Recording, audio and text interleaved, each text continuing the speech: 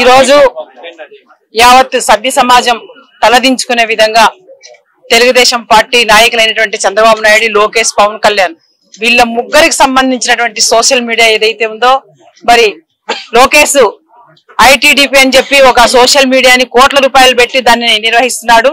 దాని ద్వారానే ఇవన్నీ చేయడం జరుగుతుంది. ఎందుకంటే ఈ రోజు ఒక సామాన్య మహిళ గీతాంజలి, ఈ తెనాలి నియోజకవర్గానికి సంబంధించిన బీసీ మహిళ, ఒక సాధారణ మహిళకి ఈ రాష్ట్రంలో, ఈ సమాజంలో ఇంత అన్యాయం జరగడం చాలా దారుణం. ఇది చాలా రాక్షసత్వంగా, చాలా దుర్మార్గంగా ప్రవర్తించారు వీళ్ళు.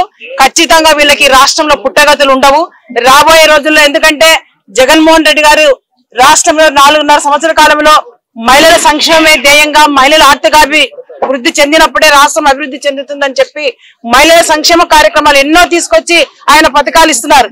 ఇవన్నీ అందుకున్నటువంటి సామాన్య మహిళగా ఈరోజు తన సంతోషాన్ని వ్యక్తపరిస్తే తెలుగుదేశం పార్టీ మరి పచ్చ మీడియా, ఇవంతా సోషల్ మీడియా ఎంత దుర్మార్గానికి వరికట్టి ఈ రోజు ఒక క్రూరత్వంగా, ఒక రాక్షసత్వంగా, ఒక రాబందులాగా ఆమెను పొడుచుకొని తింటూ మరి ఆమె వెంటబడి ట్రోల్ చేసి చాలా నీచంగా ప్రవర్తించారు.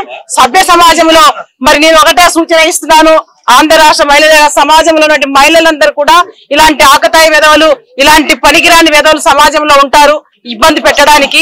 వాళ్ళు కేవలం వాళ్ళ స్వార్థ రాజకీయాల కోసం, వాళ్ళ యొక్క అవకాశాల కోసం ఈ రోజు ఈ విధంగా మహిళల్ని, బెనిఫిషియర్స్ ని కూడా వదలటం లేదంటే ఎంత నీచంగా పాల్పడుతున్నారో, తెలుగుదేశం పార్టీ రాజకీయాలు ఎంత నీచంగా ఉన్నాయో.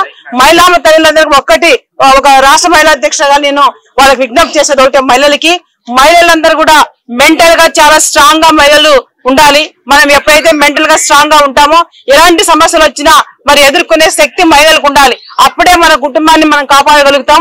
ఇది ప్రతి ఒక్కరు సెల్ఫ్ రెస్పెక్ట్ గా, వాళ్ళ సొంత రక్షణగా కూడా మహిళలు దీనికి ఖచ్చితంగా వాళ్ళ పిల్లల్ని కూడా ప్రోత్సహించి ఈ విధంగా మహిళలు ముందుకొస్తేనే రేపు భవిష్యత్తులో వాళ్ళకి న్యాయం జరుగుతుంది.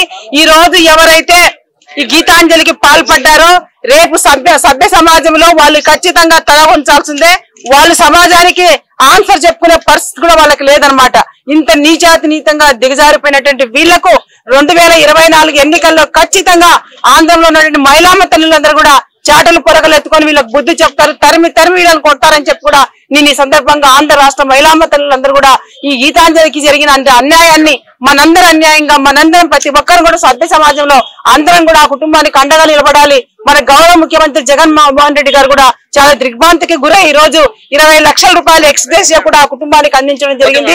ఆ పిల్లల చదువు కూడా ఈ రోజు బాధ్యత తీసుకుంటారని చెప్పి కూడా ముఖ్యమంత్రి గారు చెప్పారు. మరి ముఖ్యమంత్రి గారు మహిళల అభివృద్ధి కోసమే కాదు, రక్షణ కోసం దిశ యాప్ చట్టాన్ని కూడా తీసుకొచ్చి ప్రతి 2000 జనాభా ఉన్న ప్రతి సచివాలయాన్ని కూడా ఒక మహిళా కానిస్టేబుల్ కూడా నియమించారు. అంటే మహిళలకి ఏ విధంగా ప్రభుత్వంలో రక్షణ ఉంది, ఆర్థిక స్వాతంత్రత ఉంది. ఇవన్నీ చూసి ఏమి చేయలేని తెలుగుదేశం పార్టీ చంద్రబాబు నాయుడు 14 సంవత్సరాలు ముఖ్యమంత్రిగా ఉండి ప్రజలకు గుర్తుండే ఒక సంక్షేమ కార్యక్రమం, ఒక పథకం కూడా ఆయన చేయలేదు. కనీసం ఎస్సీ ఎస్టీ బీసీ మహిళల్ని ఏ రోజు కూడా గౌరవించింది లేదు వాళ్ళు. కాబట్టే వాళ్ళకి ఇది వాళ్ళ రాజకీయాలు ఒక నైజంగా మహిళల్ని టార్గెట్ చేస్తూ, అవమానపరుస్తూ, ఇబ్బందులు గురి చేస్తూ ఆ పార్టీలో వస్తున్నది.